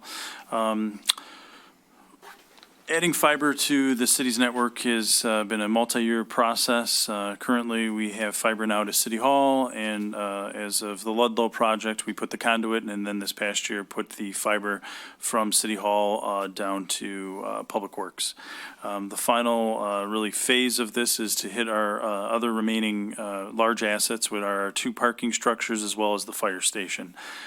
As we're doing one of our construction projects right now along Oak Street, there is an opportunity to install the conduit there. In tonight's packet, and I want to say page 68, 69, is a map actually showing from City Hall down Oak Street, and then from 4th Street, which is a project that's scheduled for next year. That would be the second part of the conduit, so we'd wait to do the second part until next year, and eventually connect it up to our 2 parking structures with fiber along with our fire department. Long-term, fiber actually gives us a much stronger backbone, both for internet redundancy. It's up 99.9%. There's actually denial of service and other security protections there, and also actually reduces our cost from having multiple vendors currently providing, although we would still have redundancies with some of those other carriers.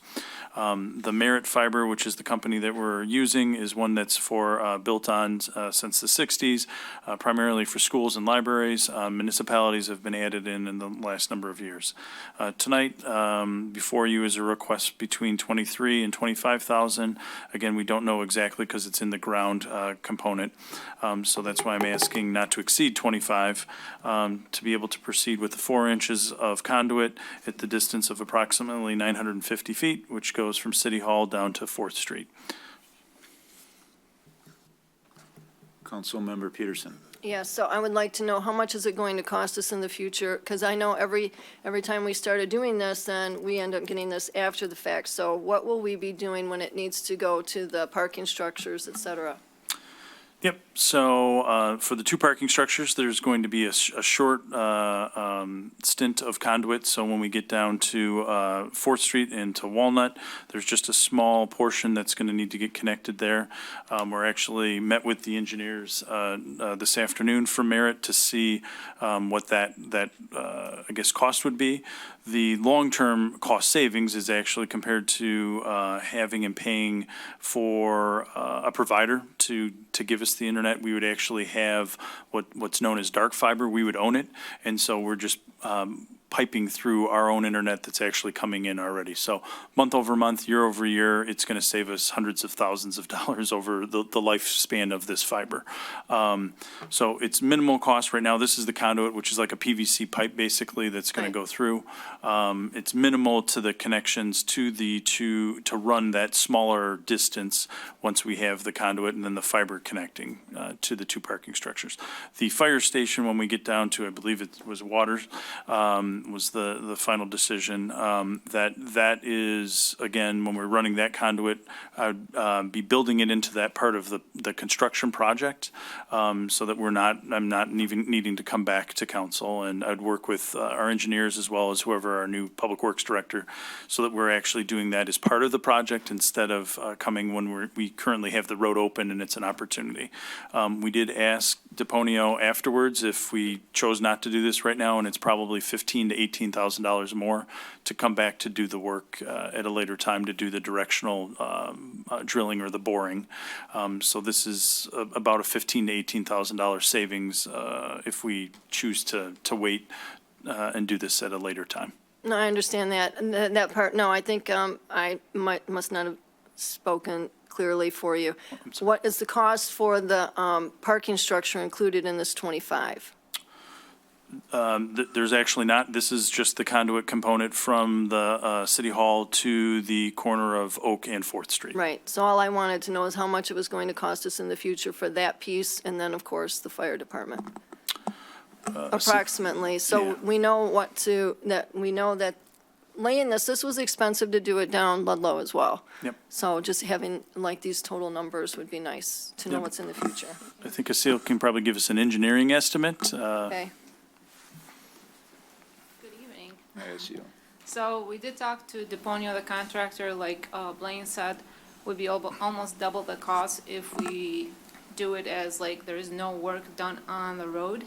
So basically, this year we're going to do Oak, next year Fourth.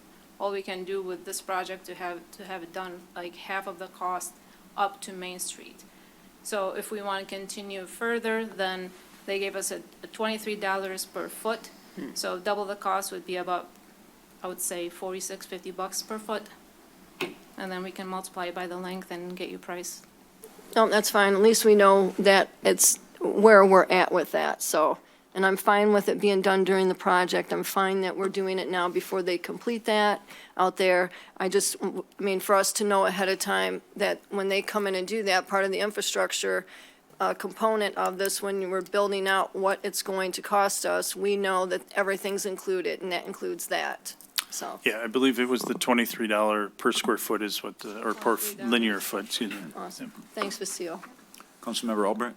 Yeah, I just, you can say there was, so right now, if we did this, and this follows what we did with Ludlow, while we have the street dug up, we do the conduit, I get that.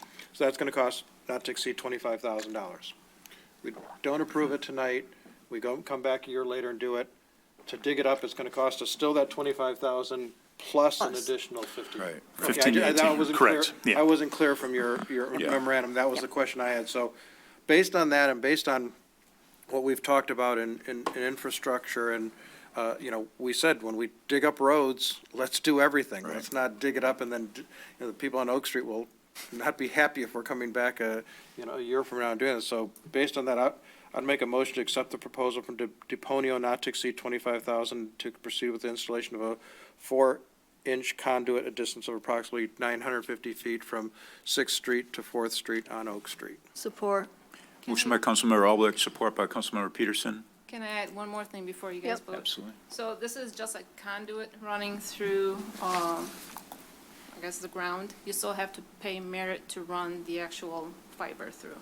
So this is in the future. So Blaine will come back for running the fiber through. This is just a conduit.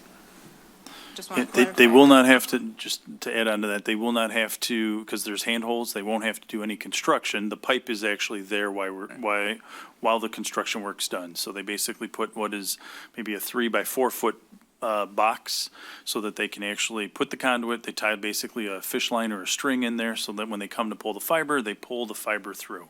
Again, we're getting the dark fiber, so once we've paid that cost, we're already connected here as like the hub. So our internet's going to then feed through that line. Compared to other providers, we would pay a monthly charge to continue to have it. So once we buy that fiber is ours. That's known as dark fiber. Mayor Pro Tem Salvia. Yes, thank you. So I just really want to comment how important it is to have this in place for essential services, to have connection to the internet, especially going forward. So not just only a cost avoidance, but services are certainly important. Thank you. Councilmember Peterson. Right, so how much is the cost for the fiber then? I was going to say, Merit hasn't given us a price for the cost of the fiber. Okay. All right. Thank you. Madam Clerk, the roll, please. Dixon? Yes. Salvia? Yes. Albrecht? Yes. Harrison? Yes. Peterson? Yes. Sage? Yes. Thank you. Now on to receive reports from various boards and commission. Historical Commission, Councilmember Sage. Thank you, Mr. Mayor. We did meet. It's been a while for the commission to have met, and we are also planning our next meeting to be in person. So it should be quite exciting here at City Hall. A lot of the discussion centered around our upcoming budget, but also looking ahead. We're definitely going to do some planning and some work with Dinosaur Hill.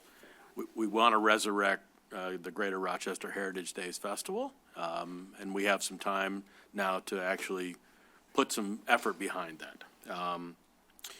And I think that's, right now, that's about the biggest focus, other than the Detroit United Railroad book. Obviously, I think we're looking for a little bit of assistance from the city on helping us get that publication marketed and display opportunities. So if we have any ideas, I think we should bring that forward, because we still have plenty of those books that we all paid for, and we need to sell them. Councilmember Peterson? I think, doesn't the DDA have them? The DDA, I we've saw actually. them down there, Yeah, right. and we've placed them at several local stores, and they're available online as well. Could we reach out to the library and OPC to have them there too? We definitely can. So I think every one of these spaces has one book. So the library has a book, the DDA has a book. I think the OPC has a book. We need a little bit more emphasis on, like I said, marketing this publication, because it's truly a remarkable book. So I guess I'm just looking for ideas for that. Councilmember Sage, is it also at the museum, the Rochester Hills Yes. Museum? There's Okay. one book. One book there. But don't we have them there for sale? Correct. I think with all of these, along with some of the businesses that have them, as soon as they tell us that they have an order for sale, then we actually will restock them. So. How about Amazon? So, Yeah, nobody stocks anything. They keep one display copy. Oh, they should actually have them in the store so people can go buy them on the spot. It's called marketing, like right now. If you wait, no one's gonna come and say, hey, can I have that book I saw? I agree. Harrison? Was one donated to the library's collection? I don't think so. That would be a good idea. That would be worth considering. There you go. Another idea would be the art eats and, not, I'm thinking Royal Oak. Art and apples. The arts and apples. Maybe we set up a table, the historical Yeah. group Yeah, they sets have up one. a table. You can get Sell so the much books traffic there? there, you'd sell a ton of We books we there. will have a presentation there at Art and Apples, and we'll obviously have those out there on the More than one. Oh, yes. All right, Councilmember Sage, sounds like we moved a few books for you right there. There we go. I appreciate it. All right, That's all. next is the Planning Commission. We had a Planning Commission the other day. We had 3 items on there. First was the Rochester School of Martial Arts is moving to 2nd Street. There's some issues with their current building, so they're moving to 2nd Street, which is where the dance studio, the old Rah-Rah building was. And they're going to come back to us and have to set up a public hearing. Par Pharmaceuticals is going to build a 100,000 square foot warehouse right down from the OPC. So they have to come back and have a public hearing on that. So that's a good thing that they're reinvesting in our community. And it sounds like this is the first step in kind of modernizing some of their buildings. So since they're the largest employer in town, that's a good sign that they're investing in our city. And then last was a consideration to have 174 new carports at Forest Ridge Apartments.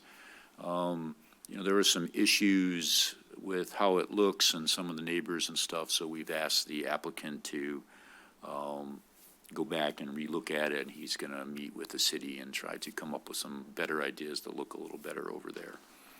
And then we have a special meeting August 19th, Planning Commission meeting to talk about the community house. So that is finally coming to the Planning Commission, at least for a first look.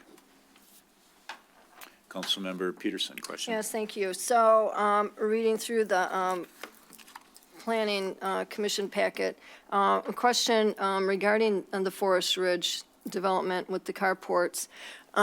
They actually have, to me, some severe erosion happening going down on First Street. And I think that if they're going to be doing anything like that, that needs to be addressed as well, because that's starting from the back of the building on that side, and it's going down. And if we get any more really bad torrential rains, it's going to change that as well.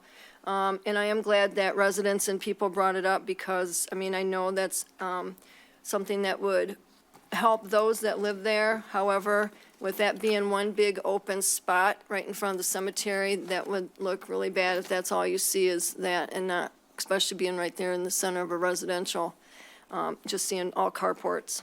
So, can't wait to see what they bring back. Okay. Next is a report from the Master Plan Subcommittee. City Manager Wing, would you like to comment on that? I can make a comment. sure. Mayor Pro Tem Salvia, go ahead. Yeah, I can make a few comments on that. So there was a session at the community house for residents to come and give feedback, as well as we kind of broke into some subgroups and we reviewed vision statements for the direction of the city, the master plan, and rated them. Of course, would love to have seen a few more people there, but there are other opportunities to provide input into the master plan. Blaine, I know that these dates are on the website, but do you have them handy?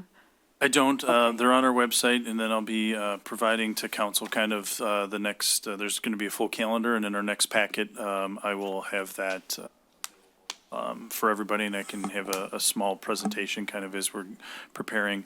There's this 63-day process once the Planning Commission forwards this, and then it goes to City Council, and then, so, I mean, we got a whole outline between now and January, so I'll make sure that council has that, other than just the recent workshops that have been occurring.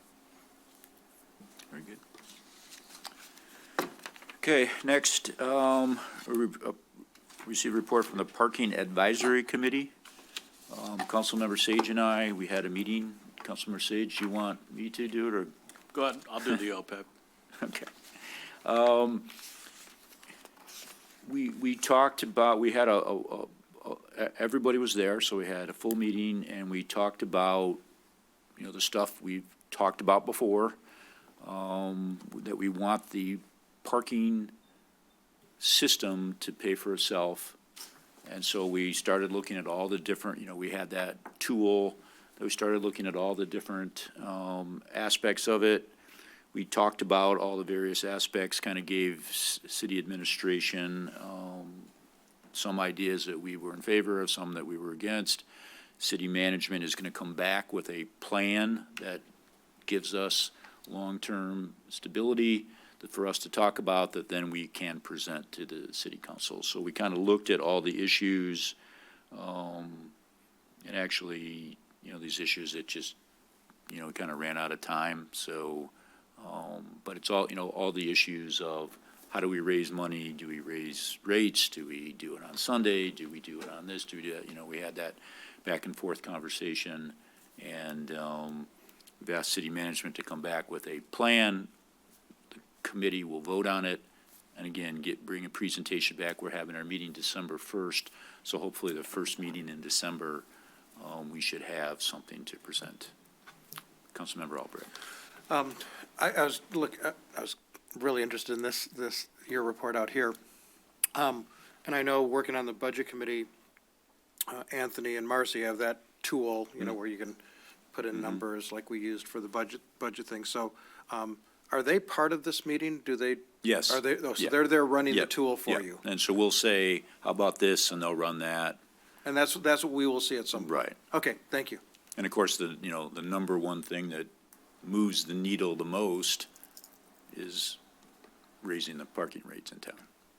Everything else is little things on the edges, so that's where the, So we'll like what we approved last meeting, where we are going to pay off the Parking lot. the contract we had with the Mitchellfield lot. Mitchellfield. That was already in your Correct. discussion, so now we're looking at other factors that you've Correct. listed. Okay, thank you, Mayor. Mayor Pro Tem Salvia? Yeah, the other thing that drives that quite a bit is usage. So the question is, how is usage? Yeah, so usage is, we are 10% below pre-pandemic levels. So we've come all the way back, but it is down 10%, and it's been that way for the last 3 or 4 months. So either that's good news that we've come all the way back minus 10%, or, 10% less. Is that going to go forward? Well, that's a pretty big number. So, we're trying to still to gauge that, so we'll get a little more information.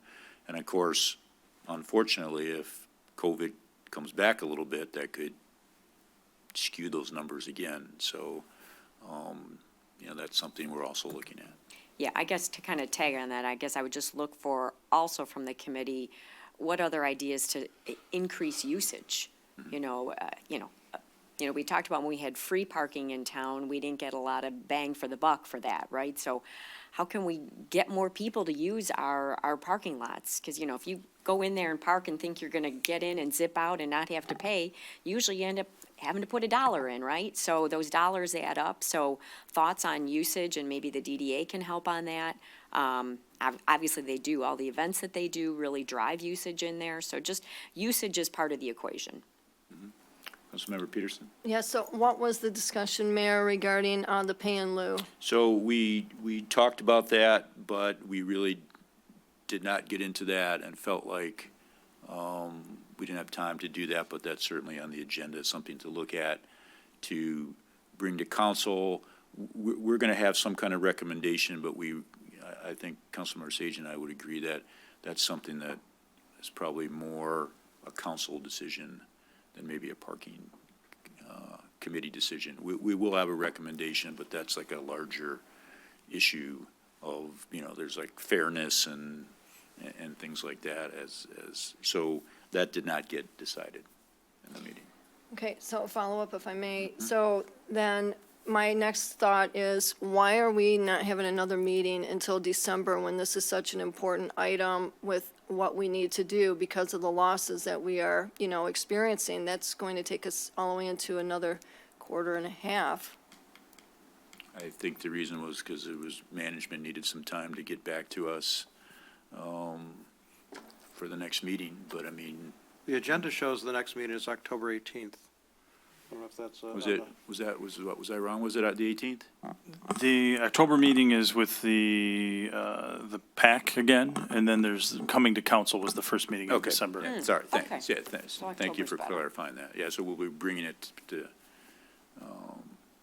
so it's not, so thank you for that. It's not as far as. But it still is by the time we get it and we actually start talking about it.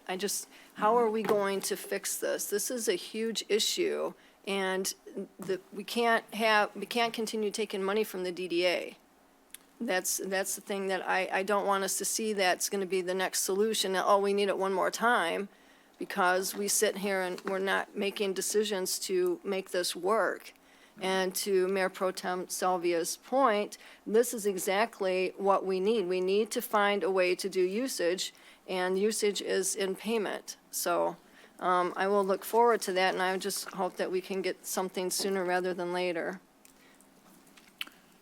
Very good. I guess follow up on that too. So was the discussion regarding the maintenance of the parking structures brought up as well? Yes, so that was, and that's an issue where regular maintenance is part of the budget, but if there's major issues, we have not budgeted for that. So that's something that has to be in, so that means we need more money in the system.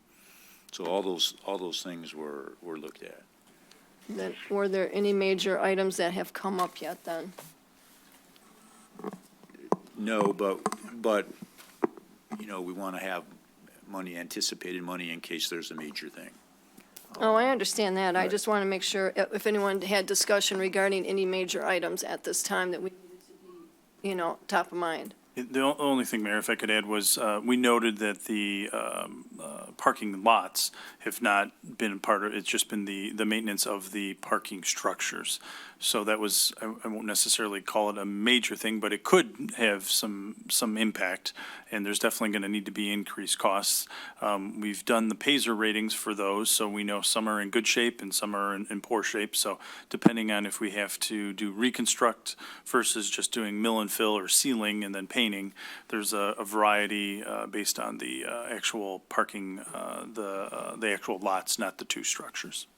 And also, we're hoping to have a recommendation after the next PAC on the meter replacement.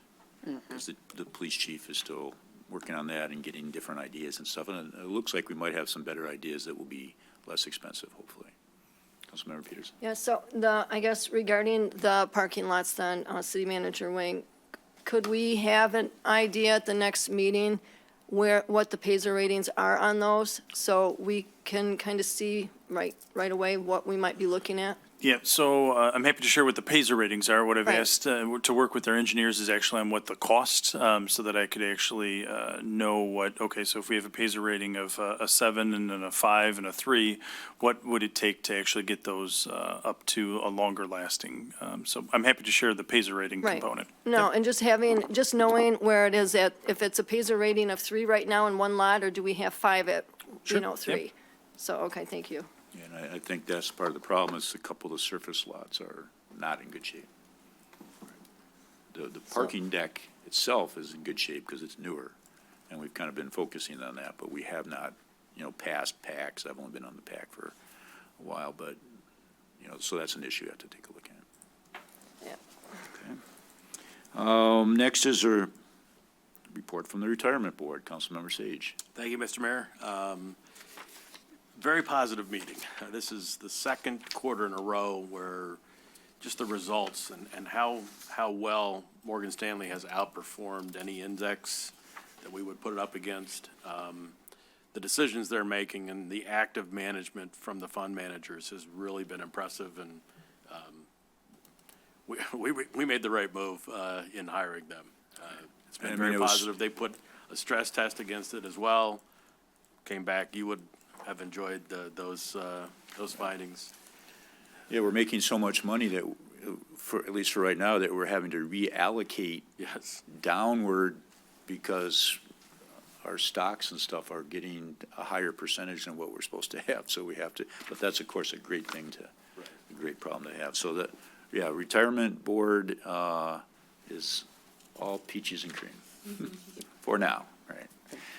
Mayor Pro Tem Salvia. Yeah, I'll just make a comment on that because I have reviewed some of the packets for that, and we've put a big chunk of money into the market the first part of this year, and so we were blessed with good market timing, putting that money to work, and so that will really work well in the city's favor because when you put it to work and you get a nice positive year in the beginning, then down the road, that pension fund is going to be even in better and better position. So that first year is really important. So everything does look great. It looks like they're doing a really good job. So.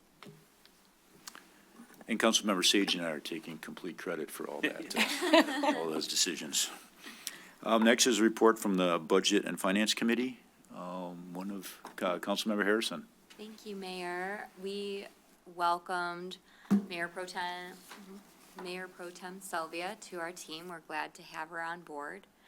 I wanted to thank council for considering and passing the finance department's request to reorganize some of their staffing and for the reorganization of the DPW staffing. I think that was a good decision to help retain staff and show their value. We are also launching a customer satisfaction survey. There were some suggestions made to change the survey, and as soon as that's done, it should be available for customers after, as a follow-up to their service, and that'll be offered on an ongoing basis to help the front desk and the finance department make adjustments in customer satisfaction. And I think we're all anxiously awaiting an update on the ARP. We have not received funding from that yet, but we are expecting to hear something hopefully by our next meeting, which is September 3rd. All of our paperwork has been submitted to receive funding from the state through that American Rescue Plan. Very good. Thank you. Councilmember Peterson. Yes, I just want to make a comment that Mayor Pro Tem Salvia passed along a very interesting article regarding the customer satisfaction survey, and that was in the one of the communications on that. And I think that's really worthy of being shared because the simplicity of that actually changes the dynamic, and I think it would actually help us really know hands-on at right now what satisfaction is. So, thank you. Very good. Next to new business for referral and miscellaneous public comment. Brian, is there anybody out there? I have not seen any, Mr. Mayor. Okay, thank you, Brian. Anybody? Okay. Okay. We're happy you're here. We are very happy. it is very important to have at least one of the knitting ladies with us tonight. And we miss the other two, I guess, who have not been feeling well, so we hope they're back shortly. Next, we have receipt of the check register report and the city manager update. Mr. City Manager. Thank you, Mayor. There's two check register reports, the 729 and the 85. And as for my updates, sorry, I take so many notes. Where's the back page here? There were a few things that I wanted to, here it is, wanted to note. If you haven't been out to South Street, we did complete the mill and fill, so it's a much smoother. And I know from hearing from several of the businesses, we do again appreciate their patience as we were working through this project. The wet weather did really, make this project a little bit more challenging.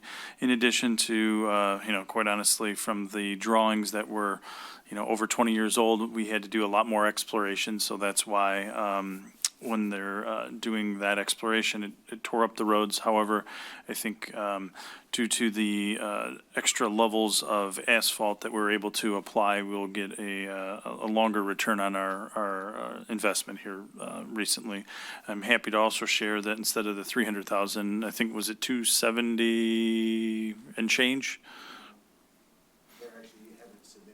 The final bill? Okay. There was some additional unforeseens is why it took a little longer, so I anticipate a little bit more than. Additional unforeseens, that doesn't sound good, does it? No. Well, we're still within budget, so, and I actually am hopeful that we'll actually be slightly under the 300,000 that we came for. Just wanted to provide an update on the Public Works Director search that concludes for accepting applications on the 23rd of this month, and then the GovHR group will start their vetting process through with each of those applicants, and then during the month of September we'll start the interview process and are on target for, depending on who the final candidate is, selection and hopefully placement during the month of October. I'll share, they just shared with me their projected timeline, so I'll share that in this Friday's manager's report. I think it was already noted, so I won't steal somebody's thunder, that we do have the Sister City Committee that's coming up, so I'll let you guys talk about that. So that's all I have. Very good. Madam Clerk? Nothing this evening, Your Honor. Mr. City Attorney? Nothing, thank you. Mr. Banda, anything tonight? All set, thank you, sir. Oh, wait, I do have one. We got our first, the tree committee will love it. We got our first participant in the tree bait program, and we got the tree planted on Saturday. All right. Very good, thank you. Councilmember Albrecht. Yeah, just some sad news. A friend to the city lost his battle with cancer, Ron Drake. I had the pleasure of meeting Ron several years ago when we did the visioning session at the Royal Park Hotel. He was really the brilliant man. He would go around to downtowns across the United States. He wrote a book on redoing your downtown and really helped us with that visioning session. I had the pleasure of going with him to the Main Street Conference in Seattle pre-pandemic. He fought a 2-year battle and leaves behind his wife, Christina, and a couple kids. So Ron was a friend to Rochester, and we miss him, and I miss him personally. That's it. Thank you. Councilmember, Mayor Pro Tem Salvia. Oh, it's tough to follow sad news. Sorry.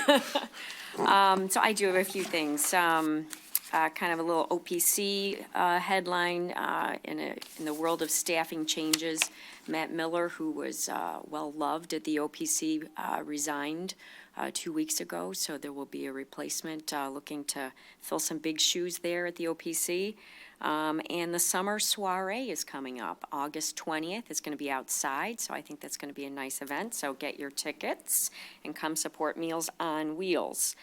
Also wanted to thank Rochester PD. I noticed in my neighborhood one of those odd boxes chained to a pole, so I found out that, yeah, there's a traffic calming study in place in my neighborhood. So just like pretty much so many areas in Rochester, everyone, I think maybe they forgot to drive because they worked from home so long, but everyone seems to forget that just follow the speed limits. And so I just want to thank Rochester PD. They do a great job in calming the traffic. So that's in the works.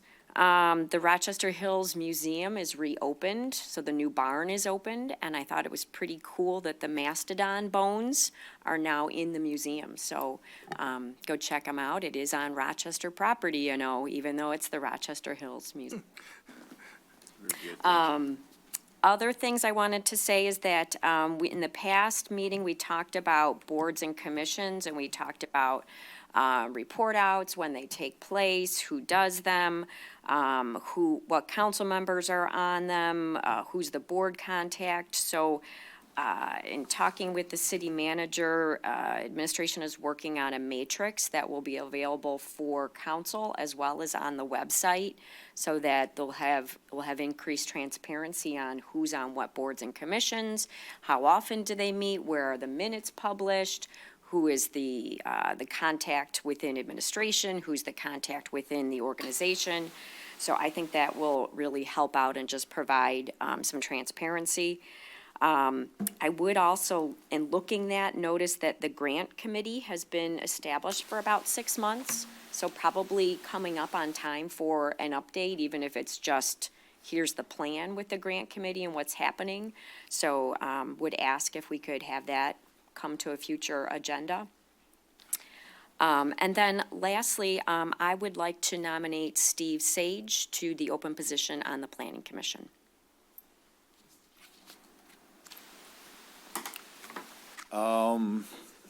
Nomination for Council Member Sage for the Planning Commission? Support? Do we need a support, or is it just a nomination?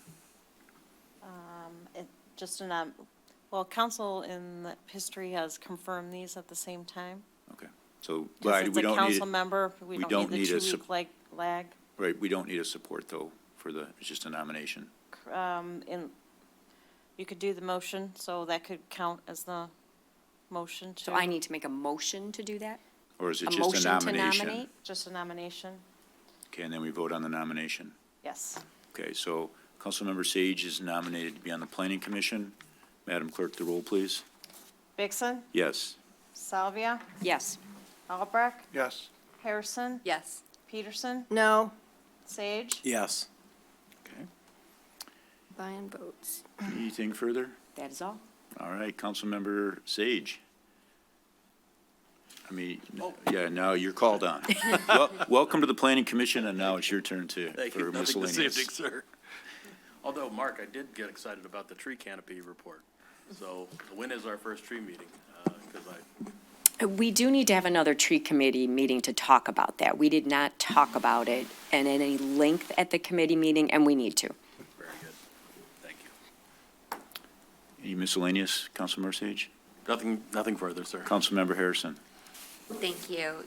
I just want to let everyone know that the City Beautiful Commission will be participating in Junk in the Trunk this Saturday, the 14th. So if you are out and about, please stop by. All the proceeds are going to go to help support the City Beautiful Commission and our mission in supporting the native plant gardens throughout the city. Thank you. Councilmember Peterson.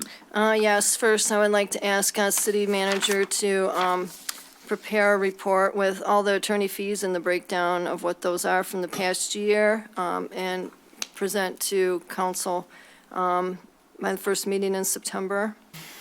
Also, I'd like to thank those that did the university repair in front of St. John Lutheran of the pavement, because finally we had somebody repair it, and it's actually nice and smooth. So it was a very good job. And I too would like to say, I'm very sorry to hear about Mr. Drake. He's a very positive, awesome person that did bring a lot here. And that visioning session that we had was very priceless, and just sad that we haven't really moved forward with a lot of the things that he tried to tell us to do. So, thanks. And also received the Rah Rah's postcard for their new magazine in the mail today, so. Okay, and then I just have a couple. One, very glad to see South Street got finished. I think all the business people were justifiably bothered, so I think it was good and it needed to be done. One thing I've talked to the city manager about before, there's a lot of complaints about joggers on South Street running, and the health club there has people kind of running and they're blocking traffic and stuff, and I've heard multiple complaints about that, so if we could Crank up the crank up politeness. the kindness, Yep. maybe just, you shouldn't be running in the middle of South Street during rush hour, I guess. It's probably not a good thing. And then also, if you saw, we changed the date of the State of the City. And what was the date again? October 6th. October 6th. And I hate to say it, but we have the COVID issue starting to, so Mr. Blaine and I are continuing to watch that, and we'll continue to keep an eye on it for what the Oakland County Health Department says, and even with the meetings here on mask and stuff. So we will try to have it, but if we can't, we can't, because our job is to keep everybody safe and, us safe, the staff safe, and anybody who'd come to our building or to our State of the City. So we're just going to keep monitoring that, and we'll keep in constant communication with everybody on the council. How's that going? Hopefully, it doesn't come to Michigan, but, who knows, right? So hopefully that won't happen. And that's all I have. So, meeting adjourned. Thank you, everybody, for coming. That's still gonna be at the community house? Yes.